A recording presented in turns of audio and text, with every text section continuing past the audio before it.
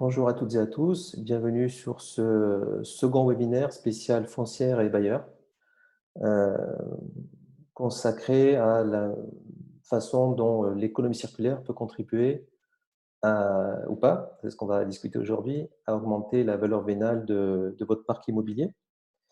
Donc, moi, je suis Eric Alodi, je suis le cofondateur de Psycléa et je vais partager mon écran de manière à ce que vous puissiez, qu'on puisse partager donc, un PowerPoint qui va nous aider à mieux se familiariser avec ces notions d'économie circulaire, si ce n'est pas encore le cas, et comment ça peut être utile dans votre métier.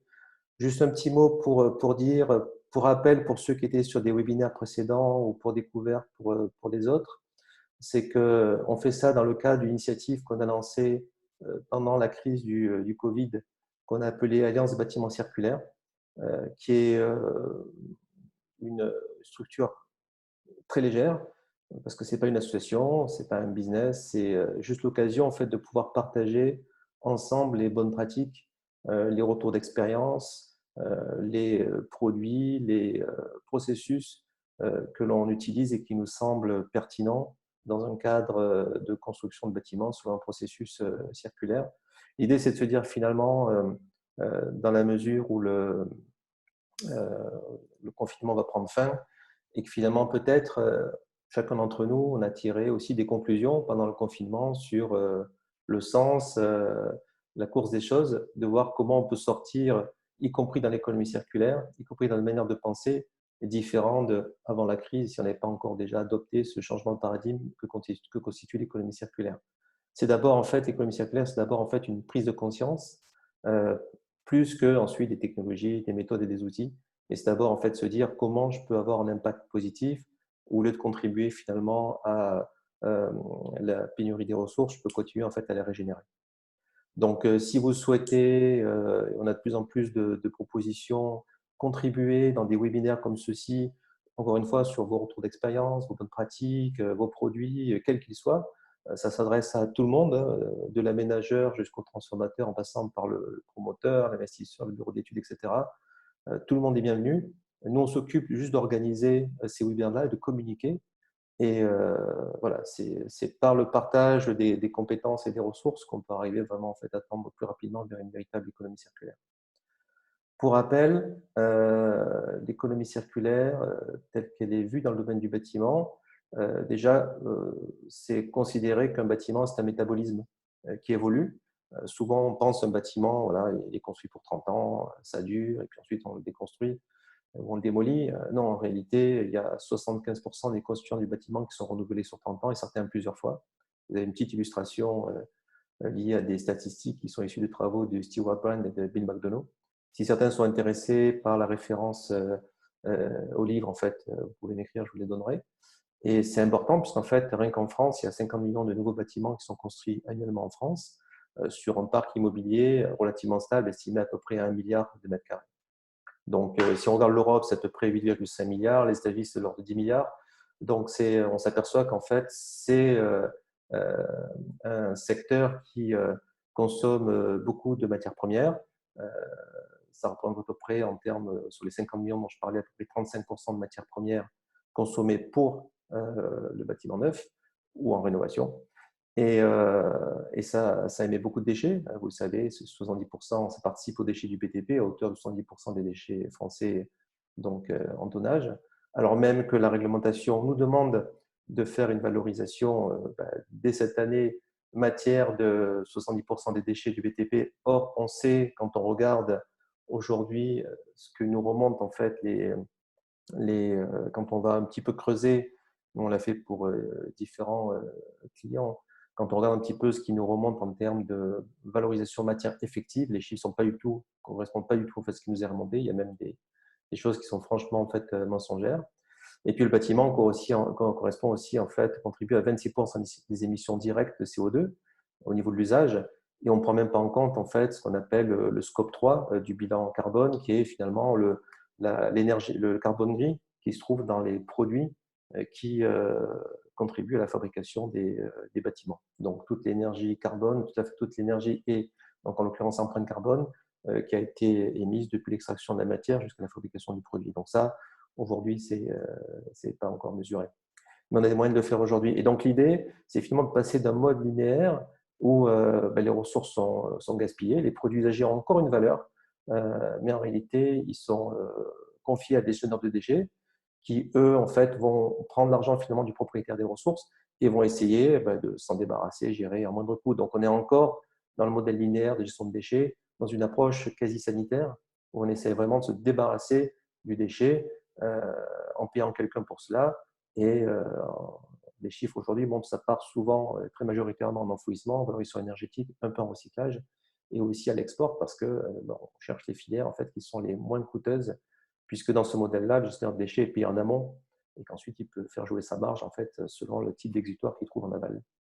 Donc l'idée, c'est de passer de ce modèle-là, qui est négatif pour les propriétaires des ressources, à un modèle fermé, où en s'appuyant sur une matériothèque circulaire, quelle qu'elle soit, on a développé une matériothèque qui s'appelle MyPsycléa, mais peu importe le produit, en tout cas, ce qui compte, c'est l'idée. L'idée, c'est de se dire que finalement, mes valeurs, mes produits usagés ont une valeur économique résiduelle, que plutôt que de payer quelqu'un pour m'en débarrasser, je vais plutôt en fait demander à quelqu'un qu'on appelle un ressource manager dans ce nouveau paradigme, de faire en sorte que ces produits arrivés en fin de période d'usage puissent être soit réemployés, soit upcyclés, de manière à ce qu'ils soient source au minimum d'économie, voire de revenus.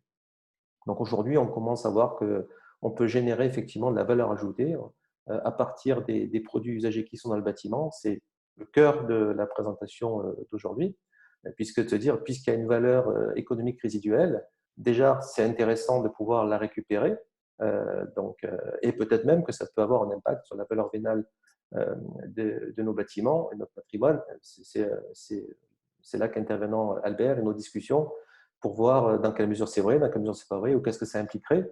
Moi, je ne suis pas du tout expert là-dedans. C'est pour ça qu'à travers ces différents webinaires, on fait intervenir différentes personnes qui vont apporter leur point de vue, leur expertise, pour nous enrichir tous collectivement.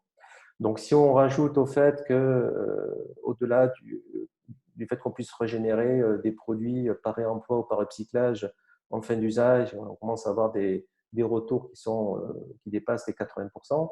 Si on rajoute le fait que c'est source de valeur économique résiduelle qu'on peut potentiellement récupérer, qu'on contribue du coup à une meilleure maîtrise de l'empreinte CO2 du bâtiment parce qu'on connaît l'empreinte carbone de ses constituants, et qu'en plus, selon les choix des produits, on peut améliorer la performance d'usage des usagers, notamment dans le tertiaire. Il y a des études aujourd'hui, et là aussi, je peux vous les transmettre si ça vous intéresse, qui montrent qu'on peut augmenter la qualité de l'air intérieur. Quand on augmente la qualité de l'air intérieur, on peut augmenter la performance des usagers de 6 à 9%. On peut arriver à monétiser de plus en plus des choses qui ne sont pas encore aujourd'hui. Alors, ça demande évidemment, on l'avait aussi présenté dans un webinaire précédent, je vais y passer rapidement, ça demande de pouvoir concevoir le bâtiment ou le rénover selon le concept banque de matériaux. Ça veut dire qu'on s'organise dès la conception du bâtiment pour qu'il soit le plus démontable possible. Non seulement pour faciliter sa réversibilité, sa flexibilité, mais aussi pour faciliter la dépose des produits usagés en fin d'usage. Donc ça, c'est un élément important. Et puis aussi, ça demande aussi d'avoir la maîtrise des produits qui constituent mon bâtiment lors de sa construction ou lors de sa rénovation. Et on fait ça à travers ce qu'on appelle un concept de passeport circulaire. C'est un concept qu'on a inventé il y a maintenant 7 ans. Ce concept de banque de matériaux, on l'a inventé à l'occasion d'un projet européen auquel on a participé avec différentes entreprises. En fait, un projet européen qui s'appelait le BAMB, Building as a Material Bank. Et l'idée, c'est de se dire, aujourd'hui, dans le modèle linéaire, on a des tas de déchets dont on ne sait rien et dont on essaie de se débarrasser. L'idée, c'est de se dire, non, non, on veut au contraire avoir des produits sur lesquels on a de l'information. Cette information, on la trouve dans des passeports circulaires. Et ces passeports circulaires nous permettront, au moment d'une rénovation, d'une déconstruction, de pouvoir mieux identifier les prochaines vies de ces produits usagés, que ce soit encore une fois par le réemploi ou le cyclage. Et même si c'est du réemploi, si c'est réemployé une fois, peut-être 2 fois, à l'issue de ce énième réemploi, il faudra de toute manière upcycler le produit. Donc, il faudra que finalement sa fiche d'identité le suive dans ses futurs réemplois. Évidemment, on aura d'autant plus de valeur économique résiduelle qu'on aura choisi des produits adéquats. Adéquats du point de vue de la santé, parce que quand on fait l'économie circulaire, il ne s'agit pas de faire tourner les ressources Il s'agit aussi de faire tourner des ressources qui soient saines, non toxiques. C'est un principe d'évidence, mais c'est quand même bien de le rappeler. Et aussi, si on a des produits qui ont été conçus pour être faciles à démonter, ou des produits qui ont certaines composants en fait, qui sont plus, ou matériaux qui sont plus faciles ou qui ont plus de valeur que d'autres, on en obtiendra en fait plus de valeur économique résiduelle.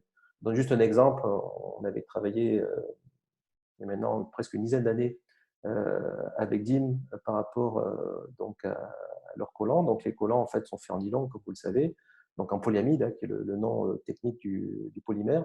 Ben, selon qu'on utilise un polyamide 6 ou un polyamide 66, c'est un peu technique, eh bien, on peut soit régénérer du collant à partir de collants ou pas. Parce qu'il y a un processus de polymérisation qui permet de pouvoir régénérer du nylon neuf à partir de nylon usagé. Et ce processus de dépolymérisation marche pour certains polyamides et pas d'autres. Donc, selon les choix que l'on va faire au niveau des produits et selon les systèmes, les filières qui sont éventuellement organisées par les fabricants eux-mêmes derrière, on aura une circularité plus ou moins grande. Ça veut dire aussi qu'on va choisir des produits qui vont avoir le moins d'impact carbone. Donc, on va s'intéresser aux produits dans lesquels on aura une part de recyclé qui sera indiquée, dans lequel on aura l'empreinte carbone de production notamment du produit. Et puis, on va s'intéresser au processus de production en termes d'impact sur l'eau et d'impact sur le social dans le produit. Donc, toutes ces informations-là, on va les trouver dans le passeport circulaire. Et on va également trouver dans le passeport circulaire des informations, donc des guides de maintenance, de montabilité, de démontabilité.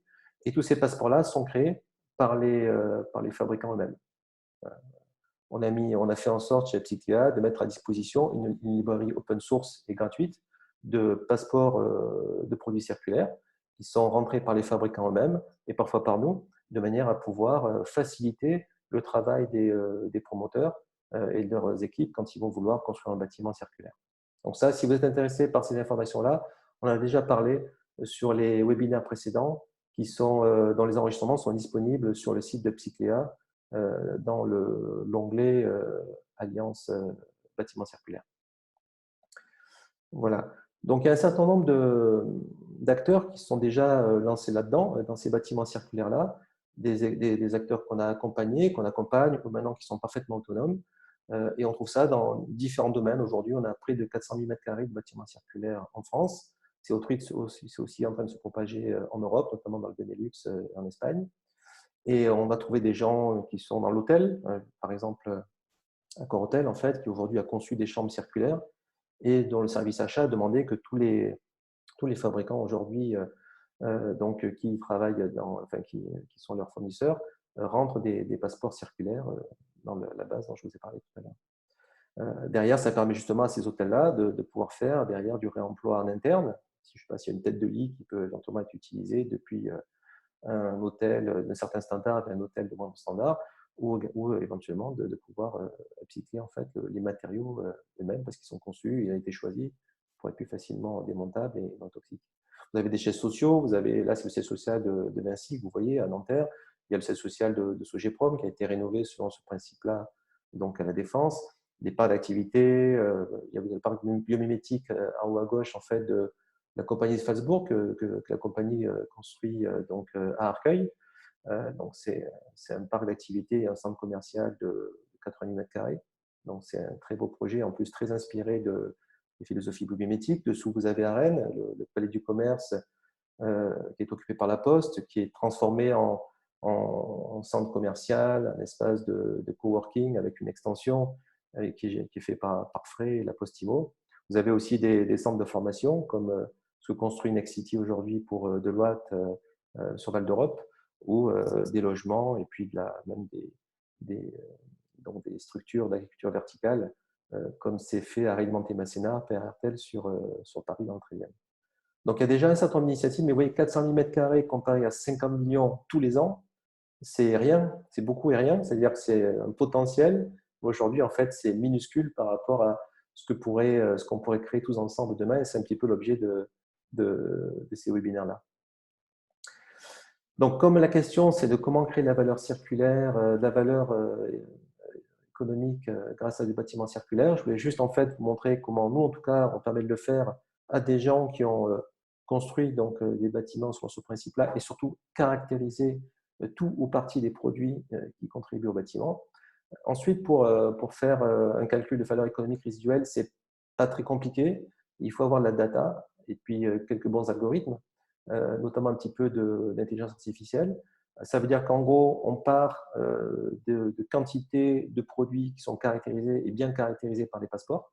Donc, bien caractérisés, ça veut dire qu'on va y trouver les informations que nous, par exemple, on demande dans les passeports circulaires parce qu'il y a des facteurs de conversion entre l'unité du produit qui peut être du mètre linéaire, du mètre carré, et puis du poids, parce que tout doit être ramené en poids, mais également toutes les informations relatives donc, à la quantité.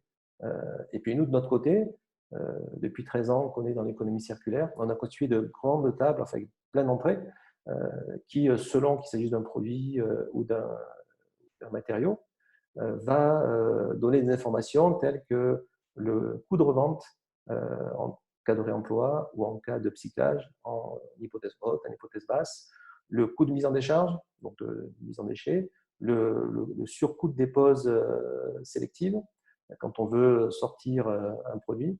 Donc ça, ce sont des données réelles qui sont issues du marché. C'est pour ça qu'on met hypothèse haute et basse. C'est ce qu'on a trouvé de coût de vente moins élevé jusqu'au plus élevé. Ça nous permet donc d'avoir une hypothèse haute et basse et ça nous donne une échelle, un potentiel de la valeur économique résiduelle qui peut résulter de la revente d'un produit ou de ses matériaux. L'équation est relativement simple. Comme dans les passeports circulaires, on a aussi des informations sur le degré de démontabilité, le degré d'usure des constituants, donc au niveau du gisement lui-même. Encore une fois, un gisement, c'est quoi? C'est un produit avec son passeport, une quantité et une localisation. Du coup, si on connaît, grâce au passeport générique, la valeur de ces constituants en hypothèse haute et basse, selon qu'ils soient réemployés ou upcyclés, si on connaît le coût d'achat initial, si on connaît les dépensivités en termes de non-mise en décharge, par exemple, on tourne souvent autour de 150 jusqu'à 150, 200 euros la tonne, et qu'on connaît le surcoût pour le coût de dépose sélective, on peut arriver à faire des calculs et on peut arriver, en fait, en tenant compte du prix au mètre carré, du pourcentage de matériaux qui sont en général, qui constituent la part de coût dans le coût de construction. Là, on était plutôt au niveau de 37%. C'est pour ça que ces choses-là d'ailleurs augmentent. De plus en plus, en termes de temps, on va vers plutôt des 45%, voire plus. Et en hypothèse haute et basse, on s'est aperçu sur différents bâtiments où on a appliqué ces ratios-là, que finalement, par rapport au coût d'acquisition produit initial, on pouvait recouvrer jusqu'à 1 en hypothèse basse ou jusqu'à 14% en hypothèse haute, en tenant compte des coûts de revente qui sont signés les passeports génériques. Ce qui nous permet en fait de pouvoir faire des calculs de valeur économique résiduelle au mètre carré par bâtiment. Alors encore une fois, ça c'est du potentiel. C'est pas parce que je peux potentiellement recouvrir entre 1 et 14% de mon coût d'acquisition produit initial que ça va être la réalité, parce qu'il faut trouver les débouchés. Et c'est pour ça que sur d'autres webinaires, on a parlé de cette notion de resource management, c'est-à-dire qu'une fois qu'on a tous ces produits caractérisés, localisés, et bien derrière, et ça c'est un autre module qu'on a développé chez Psychea, un module qu'on appelle le module gestion, on est capable, grâce à des fonctions d'intelligence artificielle, de faire des liens entre des gens qui ont déclaré des besoins caractérisés, des gens qui ont des gisements, en l'occurrence ici, et puis les transformateurs intermédiaires, qui est la logistique qui va permettre de transformer le gisement dans la qualité attendue par celui qui a le besoin. Et oui, on inverse le modèle économique. Encore une fois, au lieu de partir du gisement de déchets non caractérisés et d'essayer de s'en débarrasser, on essaie de voir quels sont les besoins caractérisés qui sont recensés. Et à partir de ces besoins-là, on va chercher l'écosystème qui, partant de ces besoins-là, des gisements, va pouvoir répondre à travers une valorisation, à travers une chaîne logistique qui peut être de la dépose, de la collecte, de la massification, du tri, du transport, de la transformation chimique, mécanique, etc., répondre à la qualité attendue par celui qui a le besoin, que ce soit du réemploi ou de la matière première secondaire. Et du coup, de même que quelqu'un qui a un besoin va payer pour une matière première, il payera en fait pour une matière première secondaire ou pour du réemploi. Et ça, c'est des choses qui vont de plus en plus se développer et qui commencent en fait à émerger. Aujourd'hui, on est plutôt dans ça coûterait plutôt zéro, mais demain, avec la pénurie des ressources, en fait, on risque voilà, il y a une demande de plus en plus de matières premières secondaires, notamment au niveau de gypse, par exemple, et autres, qui peut être demain une source de nouveaux revenus, qu'on connaît déjà, par exemple, avec les métaux. Donc voilà l'idée, en fait, c'était un petit peu l'introduction pour permettre à Albert Malaquin et nous tous de réagir, puisque, puisqu'en fait, voilà, on est sur une discipline qui est relativement nouvelle, que là, on commence maintenant à pouvoir collecter des données et manipuler des données pour pouvoir en tirer des calculs et des modèles économiques. Et donc, j'avais invité Albert Malaquin, que je laisserai se présenter, donc à réagir par rapport à ça. Il faut savoir qu'on est aussi ensemble dans le cadre d'un groupe de travail qui s'appelle le groupe de travail sur valeur de l'association Circolab, qui est l'association des maîtres d'ouvrage de l'économie circulaire, qui est une association également très active dans ce domaine-là, et dans lequel on réfléchit justement à ces choses-là. Et on est en train d'expérimenter ces idées, mais Albert en parlera tout à l'heure, en fait, également sur, en tout cas, on a un accord de principe de Nexity et de Deloitte pour expérimenter ça sur l'université que je vous ai présenté tout à l'heure. Donc, il y aura plein d'autres expériences intéressantes. Mais ce que je propose maintenant, Albert, si tu es d'accord, de te donner la main pour que tu puisses réagir complètement librement par rapport à ça. Qu'est-ce qui est possible, qu'est-ce qui n'est pas possible, qu'est-ce que ça impliquerait, et que tu dises peut-être d'abord en fait qui tu es et que tu nous fasses bénéficier de toute ton expérience et qu'à partir de ça, derrière, on puisse s'ouvrir aux questions-réponses. Ok, merci beaucoup Eric. Tout d'abord, merci de me donner la parole, même si c'est pas un sujet facile et c'est, comme tu l'as dit, un sujet totalement novateur. À titre personnel, là j'interviens plus comme président du cabinet d'expertise que je représente, qui porte mon homonyme, mais j'ai également aussi un double regard puisque étant président d'une société asset management, on est appelé à gérer des immeubles de logement à terme et à les concevoir avec les promoteurs. Donc, le double regard du propriétaire et de l'expert est intéressant. L'expert, il est là pour constater ce qu'il voit, pour apprendre, pour faire un état de l'art. C'est un peu le sujet de ce matin. L'asset manager ou le propriétaire ou les représentants du propriétaire, ils sont là plus pour opérer et éventuellement donner de nouvelles lignes directrices. Donc ce matin, comme je l'ai dit en introduction, on défriche.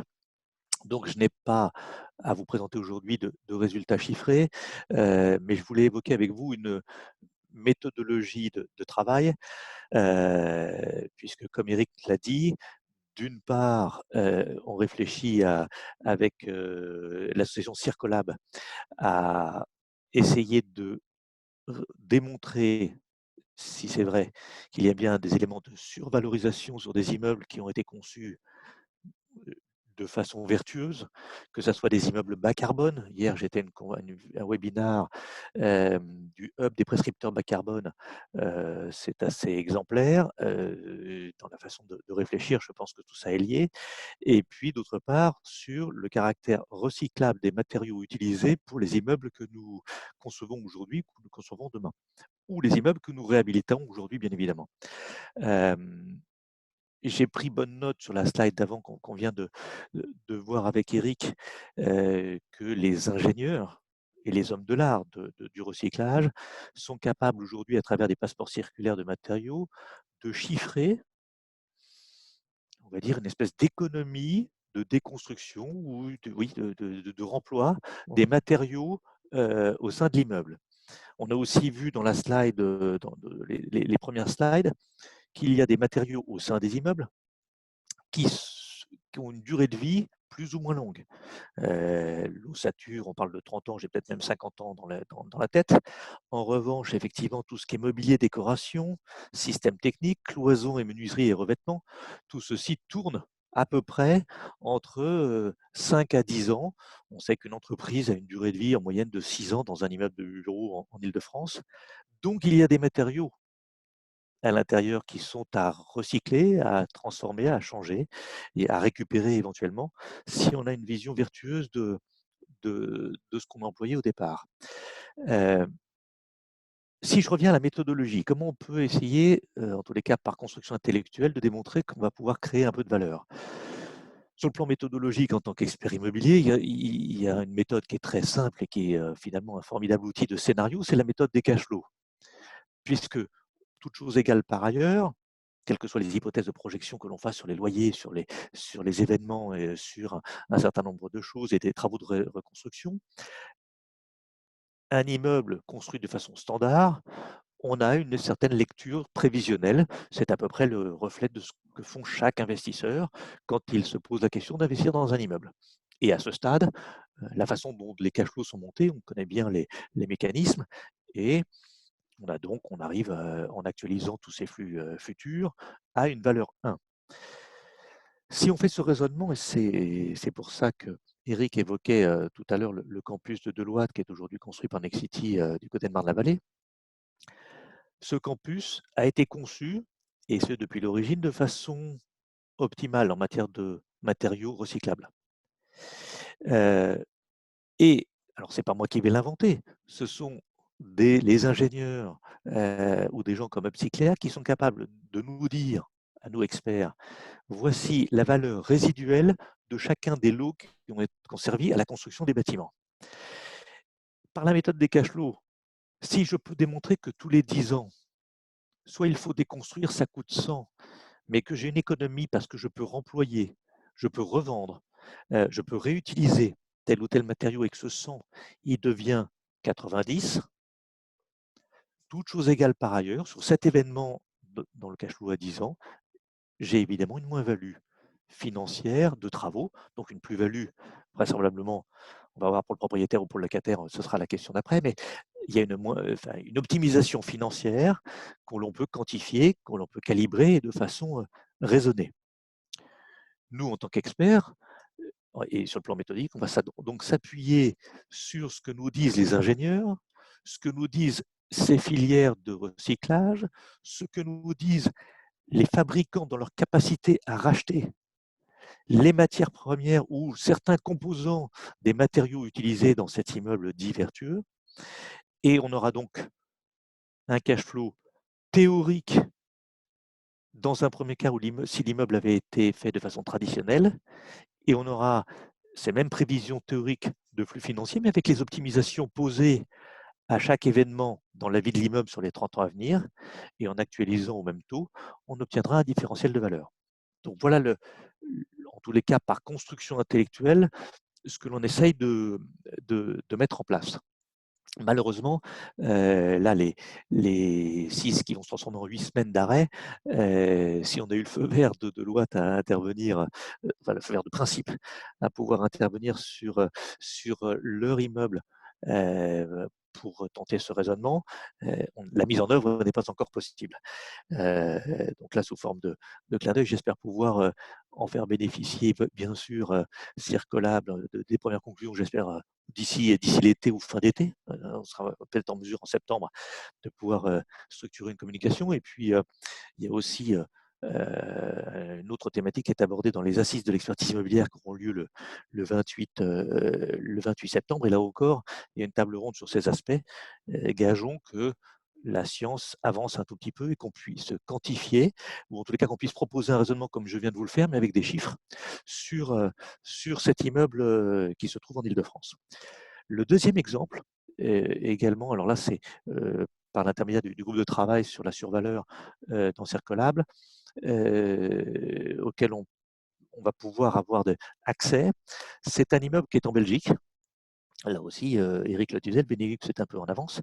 Un immeuble en Belgique qui fait 110 000 m² et qui fait l'objet d'une restructuration très lourde, puisque c'était tout d'abord une déconstruction très lourde, puisqu'il y a 12 bâtiments. Donc c'est un espèce de, j'imagine que c'est un campus, on ne l'a pas encore vu, 110 000 m² qui ont été déconstruits. Et ils ont pris le parti, alors là on est vraiment sur de l'effectif, c'est quelque chose qui est maintenant terminé, déconstruit. Il va être reconstruit, restructuré, mais pour la phase de déconstruction a eu lieu.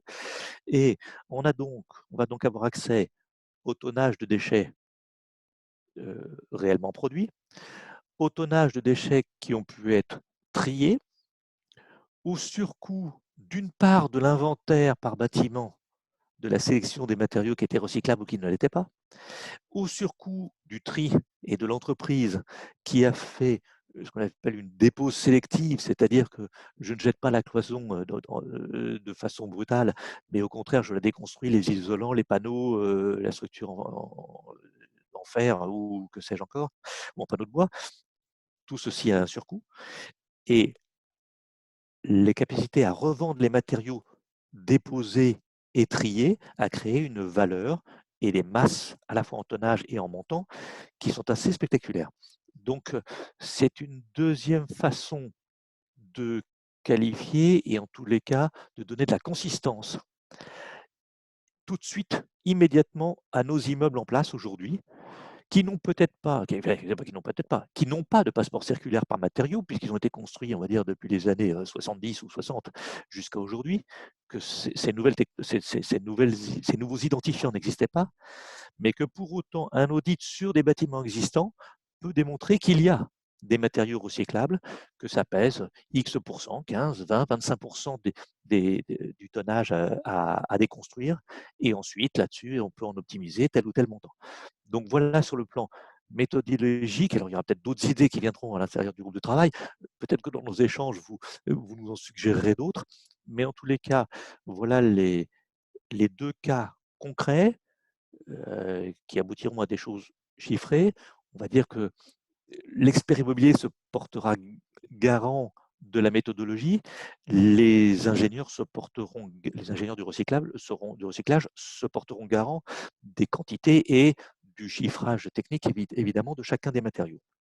Voilà un peu ce que je voulais dire en termes d'introduction et surtout de méthodologie de travail à venir pour essayer de quantifier ces nouveaux enjeux. Hein. Il y a un an, j'étais absolument pas, je vais le dire très honnêtement, j'étais pas du tout impliqué dans cette démarche et même responsabilisé sur ces sujets.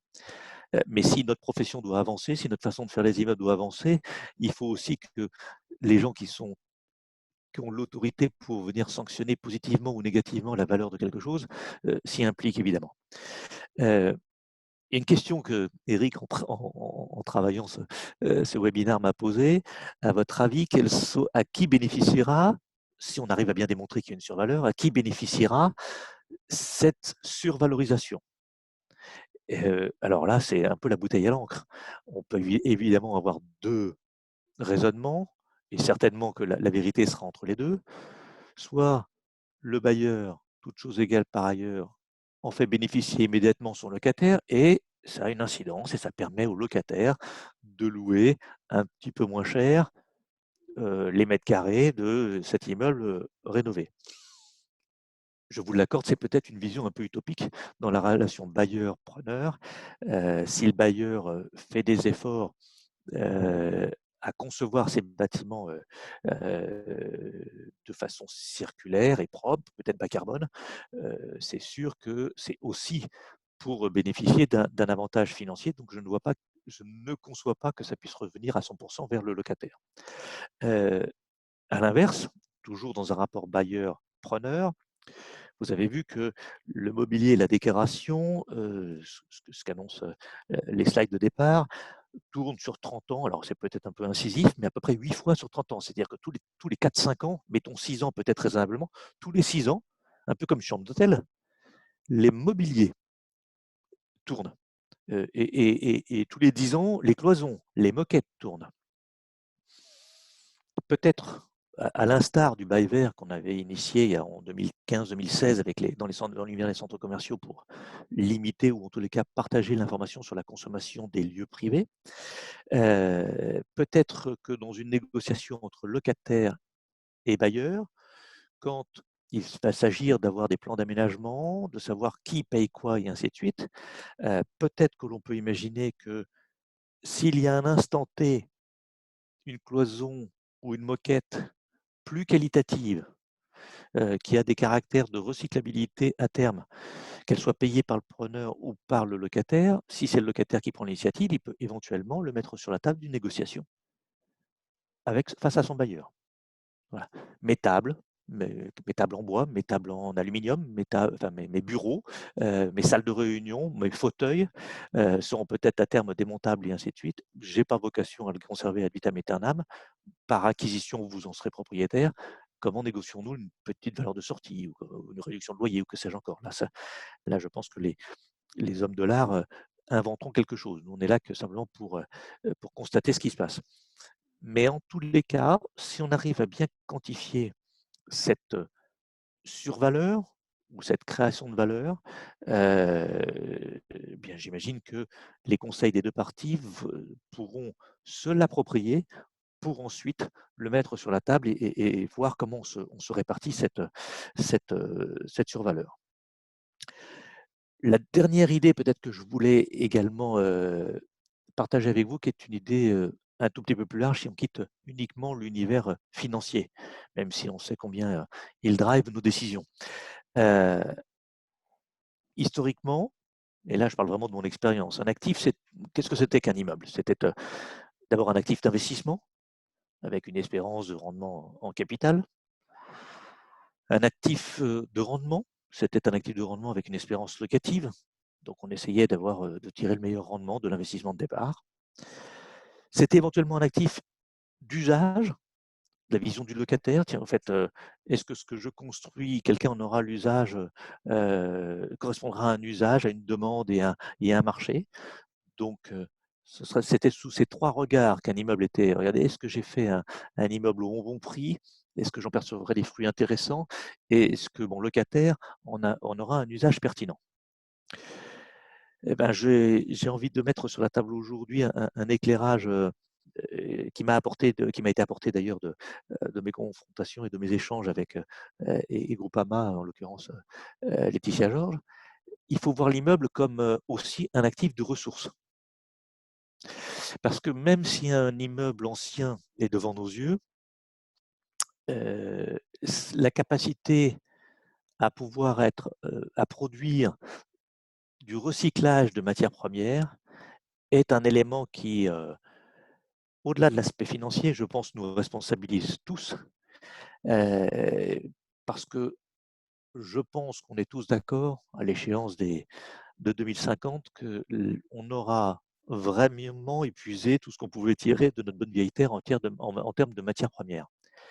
Et que si cette matière première devient de plus en plus chère, si elle devient de plus en plus rare, si elle devient de plus en plus lointaine pour être amenée jusqu'à nos chantiers ou sur les localisations sur lesquelles la métropole doit produire de l'immobilier, on a peut-être sous les yeux cette matière première une fois qu'on en a pris soin.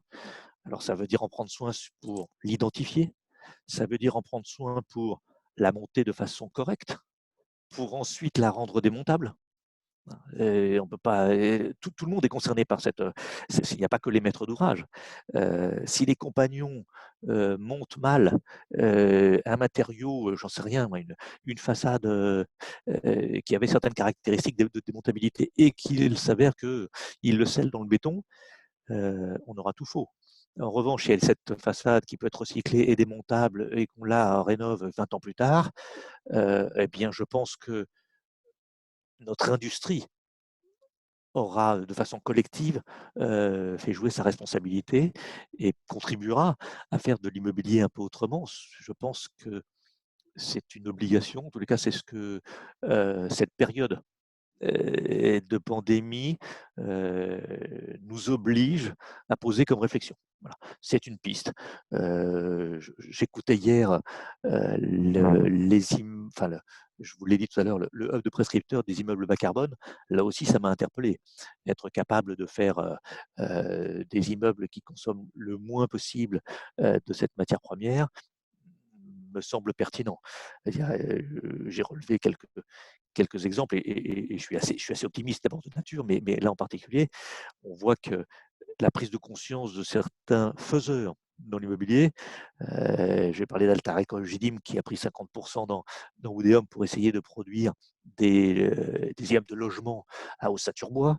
Je vais parler de Covivio, Jessina qui émettent des green bonds maintenant sur le plan financier.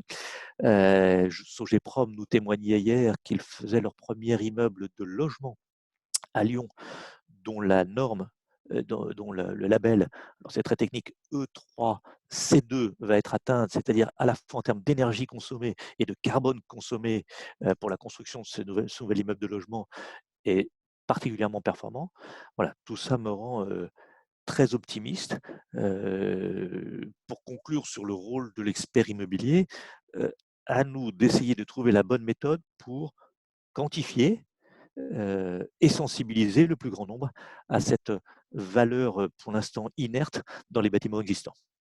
Voilà mon premier propos. Merci beaucoup, Albert.